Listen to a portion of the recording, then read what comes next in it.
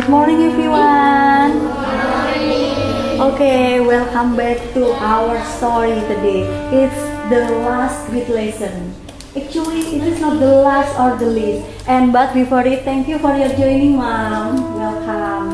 And now, in front of you already our beloved queen that's come from another and farthest country.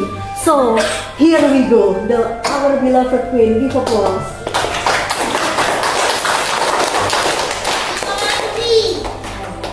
Kalimera, aka Athena from ancient Greece, and she is my bestie from Hotep, Irene Cleopatra from Egypt.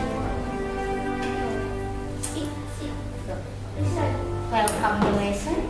Do you remember when we talked about how it came to be that human evolved on Earth?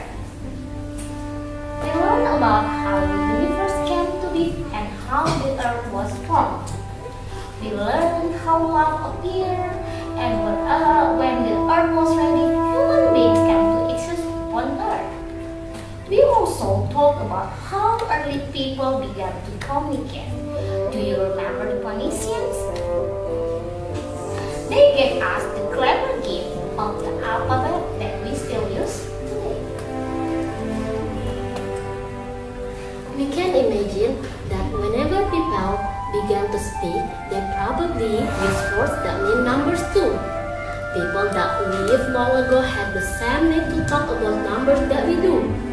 Perhaps they needed to know how many animals were required to feed the tribe and how large they needed to be. When they found a new cave, they had to decide if this cave was large enough for the group. When leaving for a hunt, they needed to know how much food to pack, and this depended on how far they had to travel. Perhaps when the deer were passing, people made a notch on a stick for each one that passed by. Then the answer could be determined by looking the stick. This is the notches on a stick. The notches, you can see.